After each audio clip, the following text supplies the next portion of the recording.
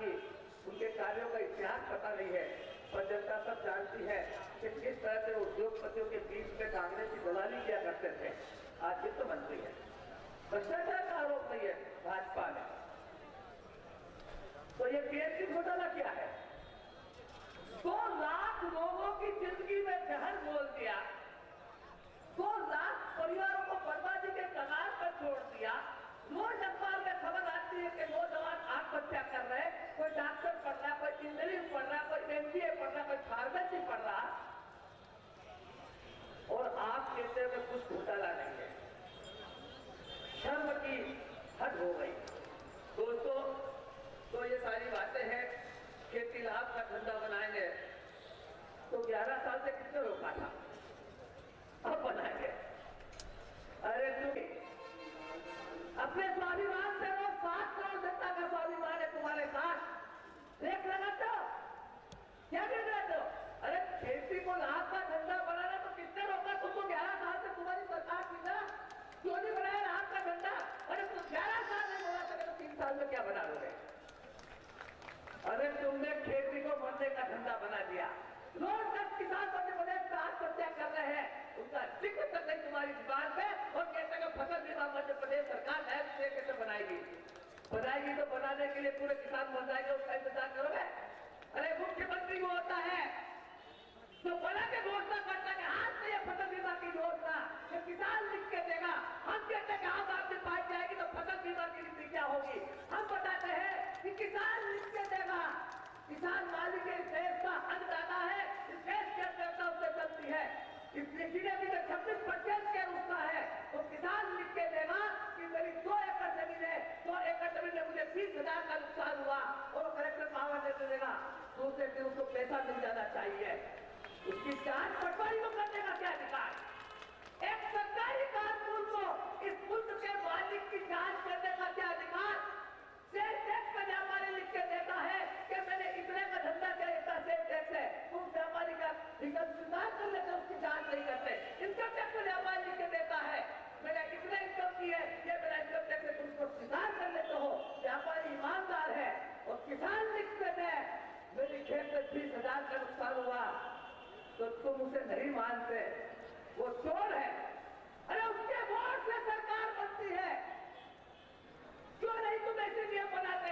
हम कहते हैं आम आदमी पार्टी की मध्य प्रदेश में सरकार बनेगी, तो नहीं, किसान लिख के देगा इतना नुकसान मान लेंगे, शंका होगी तो जांच करा लेंगे। दूसरे दिन तीसरे दिन पैसा उसे खाते में चला जाएगा। गरीबी की रेखा में तुमने क्या किया? एक आदमी को भीख मांगने के लिए मजबूर कर दिया, यहाँ जाए वहां जाए, और उसके बाद तुमने गरीबी रेखा में नाम नहीं लिखते। हमने कहा ये नहीं, अधिकार मिलेंगे, स्वराज आएगा। कोई गरीब किसी को अपने आप को गरीब कहने में मजा नहीं आता। क्या गुजरती होगी उसके दिल पर जब वो अपने आप को कहता कि मैं गरीब हूँ, वो कहता कि सरकारी दस्तावेज में लिखो मैं गरीब हूँ, कभी उसके दिल की कल्पना नहीं करी। अरे दिल जो तुम्हारे पास है वही उसी के पास है, दिल में अलग अलग थोड़ी होता तो भगवान की दी चीज है, उसका भी धड़कता तुम्हारा भी धड़कता। उसके दिल को पूछो, कोई किसी को मजा नहीं आता अपने आप को गरीब कहने में, कहना मैं गरीब हूँ, और तुम नहीं मानते। हम ऐसा कानून बनाएंगे, भारतीय जनता पार्टी को पूरा कहते हैं कि हम तुम्हारी सरकार में इस तरह के कानून नहीं चलने देंगे। तो हम ऐसा कानून बनाएंगे, कोई गरीबी मगर ये लिख के देगा कि मेरा नाम गरीबी की रेखा में शामिल कर लिया जाए, ये मेरे परिवार के सदस्य है, दूसरे दिन उसका नाम गरीबी की रेखा में शामिल कर लिया जाएगा। अगर वो गलत है तो सजा नहीं करेंगे, और 10% रैंडम जांच होती है इनकम टैक्स में, इसे जांच करवा लेंगे। गरीबों को अधिकार नहीं देते तुम लोग तंत्र में। अरे उस गरीब की भी तो देश के प्रधानमंत्री और मुख्यमंत्री बनाने में भूमिका है, उसका कोई हक नहीं है। व्यापारी का सेल टैक्स का रिटर्न मान लेते हो, व्यापारी का इनकम टैक्स का रिटर्न मान लेते हो, तो गरीब का रिटर्न क्यों नहीं मानते कि मैं गरीब हूं? नहीं, गरीब जिससे जैसे गरीब को तुम सोचते दोगे तुम्हारे देशों की सरकार दे देगी। दोस्तों बहुत कहना है, समय की सीमा है, हमें ज्ञापन भी देना है, और बहुत सारी बातें मेरे पास बहुत सारी बातें लिखी है। जल सत्याग्रह चल रहा है तो मेरे को जल सत्याग्रह चल रहा है, वहां तो एक बात है, मेरे आलोक में ज्यादा समय नहीं दूंगा, आप नाराज मत हो मेरे को।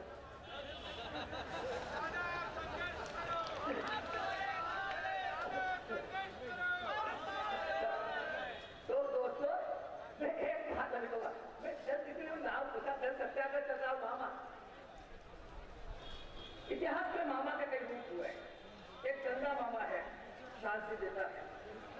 एक मामा है बच्चे की शादी में मामाला लेके आता है, ये कपड़े लत्ते सब, और मामेला के गीत गाते हैं, मामेला की विदाई करते हैं। और एक संत मामा भी रहे हैं, वो भी इतिहास में मैंने नहीं बनाया। अब आप देखो कैसे घटनाएं अपने आप को दोहराती है। जब कंस मामा ने देवकी के 8वें पुत्र को मारने का प्रयास किया तो नदी ने समर्थन दिया और नदी से निकल के 8वां पुत्र बचा। फिर इतिहास दोहरा रहा है। कंस मामा ने हमारे आयोजन को फेल करने के लिए अटैक किया। जिस प्रकार से वो 8वां पुत्र नदी में तैर के गया था, उसी प्रकार के आज गोरवा गांव के अंदर लोग नदी के अंदर बैठे हैं 8वें पुत्र आम आदमी पार्टी को बचाने के लिए, और लोग उस इतिहास को फिर से दोहराएंगे जो महाभारत में लिखा गया था। आप उसके साक्षी बने। दोस्तों बहुत अच्छा लगा, आपसे बहुत बातें करेंगे, कभी जैसे भी होगा। अभी हमें आलोक जी को भी सुनना है, ज्ञापन भी देना है, भाई अक्षर जी को भी सुनना है। मैं आप सभी का अभिनंदन करता हूँ। दूर दूर से आए मेरे सभी साथी, टिकमगढ़ से, जबलपुर से, ग्वालियर से, दूर दूर से आए, मंदसौर से, नीमच से, मैं उन सबका, भाई नवीन अग्रवाल का सबका अभिनंदन करता हूँ। और मैं आपको एक विश्वास दिलाता हूँ, मैं लगभग 80 विधानसभा का दौरा कर चुका हूँ, मैं आपको विश्वास दिलाता हूँ कि लहर चल रही है। ये संख्या में किलो भगवत आपको बार कहता हूँ। मैंने जब विवाह शुरू की थी तो मेरे पास 4 विद्यार्थी थे, आज 200 सेंटर है और 25,000 विद्यार्थी एक दिन में पढ़ रहे हैं। संख्या मत गिनो। अरे संख्या तो भेड़ों की गिनी जाती है, शेरों की संख्या होती है क्या? गिद्धों की संख्या होती है। संख्या तो गिद्धों की होती है ना, शेरों की होती है। राजस्थान में भेड़ वाली दर्शन कर रहे होते, कभी आपने शेर में जाकर देखा? हम शेर हैं, गिद्धर नहीं है। गिद्धर तो वो सत्ता की चापलूसी कर रहे हैं, दलाली कर रहे हैं। हम शेर है, संख्या मत गिना। 5 से 10,000 लोग आए तो कोई चिंता की बात नहीं है। 1 लाख से ज्यादा है, 10 लाख से ज्यादा है। एक नौजवान से त्रिवेदी साहब ने अनुरोध किया है, गरीब से जुड़े और इतिहास नया लिखे। मध्य प्रदेश में हमारी सरकार बनेगी, हर हाल में बनेगी, हर हाल में बनेगी। धन्यवाद।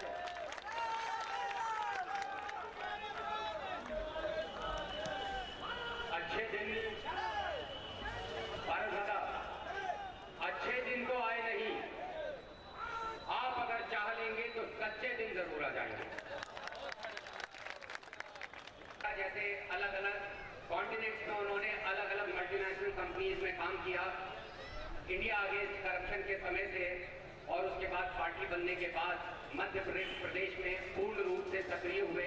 आज मध्य प्रदेश आम आदमी पार्टी के सचिव श्री अक्षय भाई से मैं निवेदन करूंगा वो आए, और बहुत सारी बातें हुई हैं आज।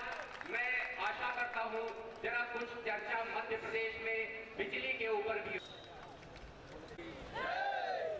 धन्यवाद अक्षय भाई। हमारे जो एक टीम है, सोशल मीडिया की टीम है, उन्होंने एक संदेश भेजा जो आप तक हो सकता है पहुंचे, लेकिन फिर से मैं यहाँ बता देता हूँ। साधारण सा संदेश,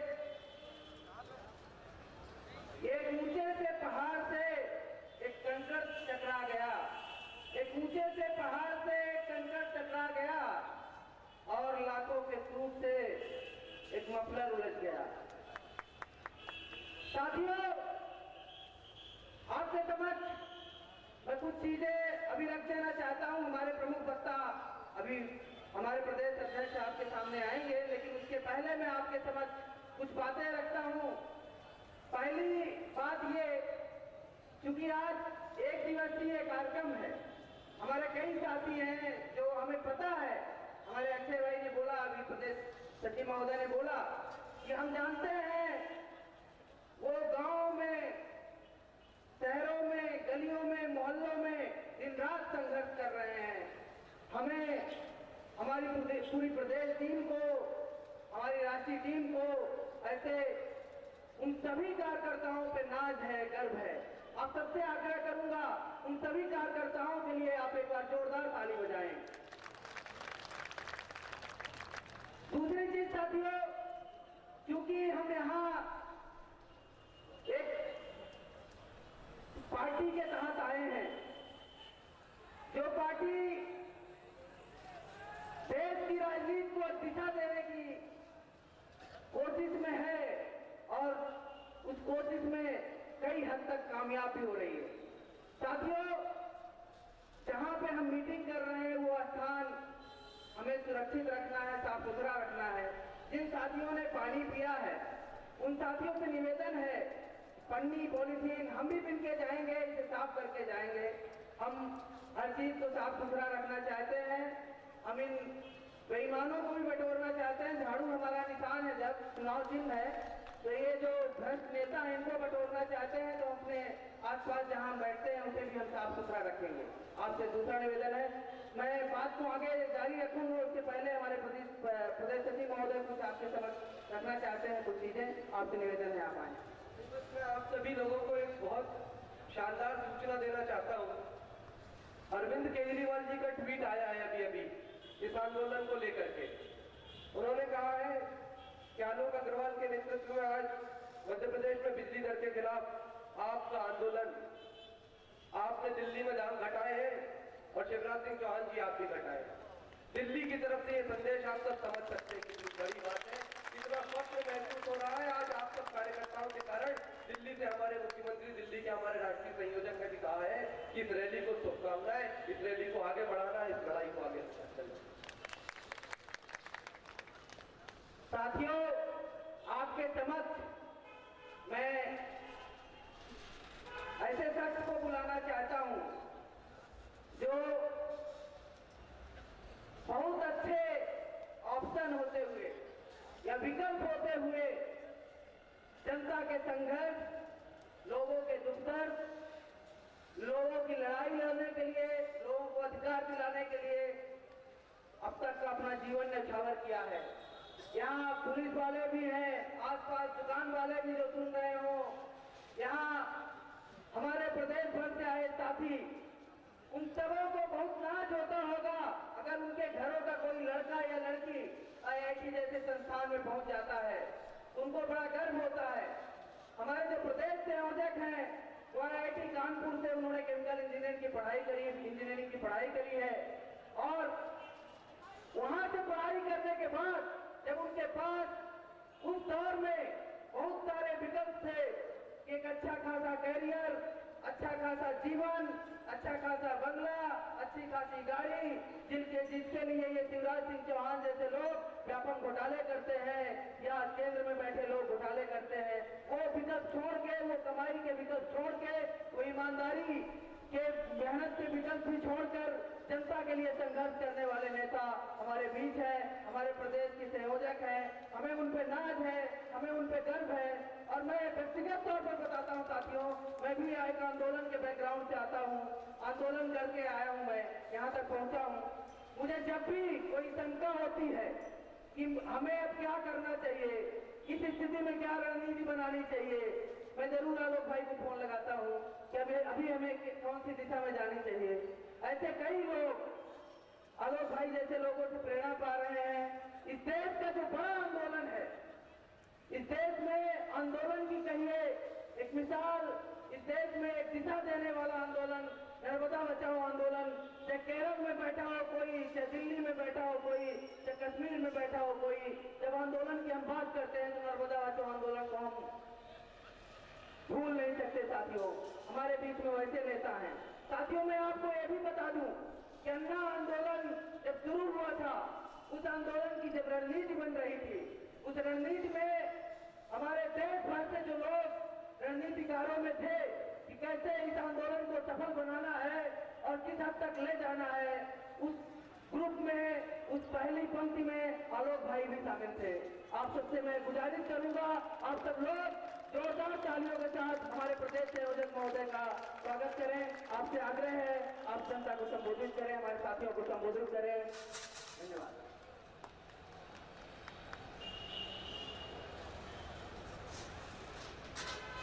मंच पर उपस्थित सम्मानित साथीगण और आज के इस आंदोलन में पूरे प्रदेश से दूर दूर से आए हुए मेरे प्यारे भाइयों और बहनों, मैं निश्चित रूप से सबसे पहले आप सबको बधाई कि आप लोग इतनी मेहनत करके इतनी दूर दूर से आज यहाँ पर आम आदमी की आवाज उठाने के लिए पहुंचे हैं, और इसलिए मैं आप लोगों को तहे दिल से बधाई दे रहा हूं कि आपने आम आदमी का जज्बा को समझते हुए उसकी आवाज को उठाया। साथियों, एक नारा लगाते हैं हम, इंकलाब। ये जो इंकलाब लाने वाले लोग हैं तो सबकी मुट्ठी बंद, हाथ ऊंचा होना चाहिए। हम मारने वाले तो नहीं, पर एक साथ संगठन दिखाने वाले हैं, तो इस बार जोर से उठाएंगे, इंकलाब इंकलाब जिंदाबाद। साथियों, ये इंकलाब जिंदाबाद का जो नारा है वो पिछले 2 साल से आम आदमी पार्टी ने दिल्ली से लेकर पूरे देश में गुजा दिया। पर जब आम आदमी पार्टी ने इस नारे को गुजारा, उसके पहले इस देश के अंदर ये नारा एक बार बहुत दिनों तक गूंजा था। कब गूंजा था वो याद? आजादी की लड़ाई में, आजादी की लड़ाई में गूंजा था ये नारा, इंकलाब जिंदाबाद। इंकलाब का मतलब क्या होता है? इंकलाब का मतलब होता है क्रांति। इंकलाब का मतलब होता है व्यवस्था परिवर्तन। उस समय हमारे आजादी की लड़ाई के जो वीर थे, उन्होंने कहा था कि ये जो अंग्रेजों का राज है, ये लुटेरों का राज है, ये लूटने वालों का राज है, इस राज को हमें बदलना है, हमें इंकलाब लाना है। आज जब आम आदमी पार्टी फिर से एक बार खड़ी हुई है जनता के बीच, 2 साल पहले जब भ्रष्टाचार के खिलाफ एक बड़ा आंदोलन खड़ा हुआ और उससे निकली आम आदमी पार्टी, तो आम आदमी पार्टी ने भी कहा कि आज वही स्थिति में पहुंच गए हम। आज का हर आम आदमी, हर आम औरत, हर आम व्यक्ति लूटा जा रहा है, और इसलिए ये जो व्यवस्था है, जो ये दिल्ली की व्यवस्था है, जो ये भोपाल की व्यवस्था है, ये व्यवस्था वैसे ही लुटेरी व्यवस्था हो गई जैसे अंग्रेजों की लुटेरी व्यवस्था थी। इसलिए एक बार फिर अब जरूरत है इंकलाब की, और इसलिए नारा दिया, इंकलाब जिंदाबाद। साथियों, ये समझना पड़ेगा, अभी 23 मार्च को हम लोगों ने भगत सिंह, राजगुरु सुखदेव का शहादत दिवस मनाया। भगत सिंह के दस्तावेज जिन्होंने पढ़े होंगे, उन्होंने पढ़ा होगा कि किस देश की, किस भारत की कल्पना भगत सिंह ने की थी। कि गांधी जी की फोटो लगाई, हमने माला पहनाई। गांधी जी ने किस भारत की कल्पना की थी, किस स्वराज की कल्पना की थी। और ऐसे हजारों वीर जिन्होंने अपना जिंदगी पूरी आजादी की लड़ाई में निकाल दिया, जिन्होंने जो कुर्बान हो गए, उसके बाद जो आजादी मिली, और आजादी के आज 68 साल बाद क्या हम शहीदों के सपनों पर खरे उतरे हैं? साथियों, ये समझना पड़ेगा। मैं बिजली और इन सब मुद्दों से आगे जाकर कुछ बात कहना चाहता हूं आपसे कि क्यों जरूरत है आप जैसे युवाओं को एक बार फिर से खड़े होने की, क्यों जरूरत है एक झंडा उठाकर फिर से इंकलाब कहने की। वो चीज आज हमें समझनी पड़ेगी। आजादी की लड़ाई के बाद हमारा देश का संविधान बना था। अनिल भाई बैठे हैं, वकील है। संविधान के शुरुआत में ही जो शब्द लिखे थे, आज उनको खत्म किया जा रहा है। भारत का संविधान ये कहता है कि भारत जो देश है वो प्रेम और भाईचारे से रहेगा। ये धर्मनिरपेक्ष देश है, इसमें सारे धर्म का सम्मान किया जाएगा। ये सोशलिस्ट कंट्री है, समाजवादी देश है। गरीब और अमीर के बीच में खाई कम होगी। इसी संविधान के भाग 4 में लिखा है कि ये राज्य का कर्तव्य है कि गरीब और अमीर के बीच की खाई दूर करे, सबको सारी सुविधाएं मिले। और आज 68 साल बाद क्या है? इस देश का 40 करोड़ लोग, मध्य प्रदेश के भी 40% लोग गरीबी रेखा के नीचे। और गरीबी रेखा का मतलब भारत का योजना आयोग ये कहता है कि गांव में 22 रुपए रोज और शहर में 33 रुपए रोज जो कमा ले वो अमीर हो जाता है, वो गरीब नहीं रहता। जिस देश में टमाटर 90 रुपए किलो बिक जाता है, जिस देश में दालें 1.5 रुपए किलो बिकती हो, उसमें आज हमारे देश में 22 रुपए कमाने वाला अमीर है। आज हमारे देश का 40 करोड़ लोग 2 समय के खाना नहीं खा पा रहे। और उस देश में अमीरी की क्या स्थिति? ये अंबानी का नाम आप सुनते हैं। इस देश का सबसे अमीर कौन है?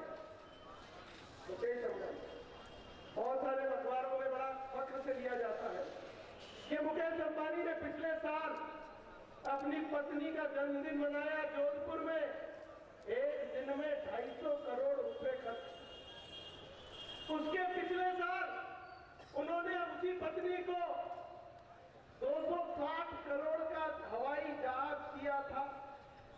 इस देश की 40 करोड़ जनता अपने बच्चे के जन्मदिन पर 25 रुपए का प्लास्टिक का जहाज नहीं दे सकती, उस देश में 250 करोड़ रुपए का जहाज देने वाले। और ये अयाशी कैसे चल रही है? ये अयाशी कैसे चल रही है? इन्होंने कोई हल पत्थर चला के नहीं कमाई है पैसा, ये पूरा लूट का पैसा है। आपको ध्यान है पिछले लोकसभा चुनाव के समय अंबानी की गैस की बड़ी बात हुई थी। एक गैस का ठेका दिया है जिसको कीमत $1 प्रति यूनिट है, जिसको कांग्रेस की सरकार $4 प्रति यूनिट दे रही थी। अभी मोदी सरकार आने के बाद उसको $6 कर दिया गया। हमारे आपकी जेब से हजारों करोड़ निकल गया, हमें पता नहीं किस तरह से हो। तो ये हमें समझना पड़ेगा कि आज की जो सरकारें हैं, जो भोपाल में बैठी है, जो दिल्ली में बैठी है, सुनकर जरूर हमारे द्वारा जा रही है, पर हमारी सरकार नहीं है। ये सारी सरकार उन बड़े बड़े पूंजीपतियों की सरकार हो रही है, उनके इशारों पे चल रही है, उनकी दलाल बन गई। ये शब्द जरा कठिन लगता है, पर है वास्तविकता ही। इसलिए रोज की रोज पिछले लोकसभा चुनाव में इस देश को बड़े लुभावने वादे किए गए, अच्छे दिन आएंगे, कहा गया कि हम पूरे दुनिया से काला धन ले आएंगे। एक एक व्यक्ति के पास 15-15 लाख रुपया होगा। दिन भी गिनती करके बता दिए कि भैया 100 दिन के अंदर हो जाएगा, 101वां दिन भी नहीं होगा, 100 दिन में हो जाएगा। और आज 10 महीने हो गए, 300 दिन के ऊपर हो चुके हैं, और 310 दिन बाद भैया किसी के जेब में 15 रुपया भी आया है क्या? 15 लाख की बात कर रहे हैं? नहीं है। सिर्फ एक व्यक्ति को मिला 15 लाख, और वो था नरेंद्र मोदी, जिस 15 लाख में से 10 लाख का सूट बनाकर उन्होंने सूट पहन लिया। मेरा मानना है कि भारत जो दुनिया का सबसे बड़ा लोकतंत्र है, जिसमें 40 करोड़ लोगों के पास खाना नहीं है, जिस लोकतंत्र में पिछले 17 साल में 3 लाख किसानों ने आत्महत्या की है, जिसमें बच्चे कुपोषित है, उस देश के अंदर कोई व्यक्ति 10 लाख का सूट पहनता है तो उससे शर्मनाक बात कोई नहीं हो सकती। पर ये आपको समझना पड़ेगा कि ये सरकारें किसकी है, किसके इशारों पे चल रही है और किसके लिए चल रही है। ये जो बिजली की बात है, ये बिजली में 25% बढ़ाने की बात कहां से आ गई? मैं इसकी कहानी बता दूं साहब। सन 2000 से 2005 तक हमने निमाड़ मालवा में निमाड़ मालवा किसान मजदूर संगठन चलाया, और जब हमने जांच करनी चालू की तो